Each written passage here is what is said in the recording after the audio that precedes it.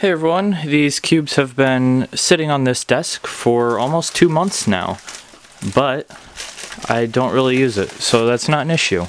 What I am going to be using though are the two 7x7s that are in this package. There is a MoYu one, and there is a QiYi one, and there's a business card. Fantastic.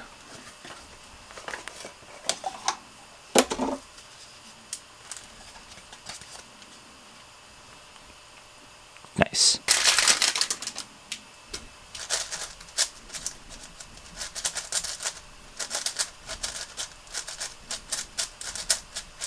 That's good enough.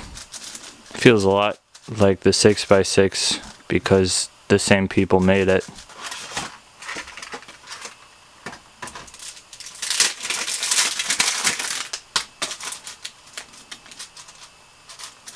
That is fast. The shipping on these cubes is a little delayed because it was kind of cold outside and the post office didn't want the cubes to get hurt, so they stopped all shipping, and then the cubes were fine, and that's how we got here. 7x7 is a very fun event, and I recommend getting 7x7s if you haven't.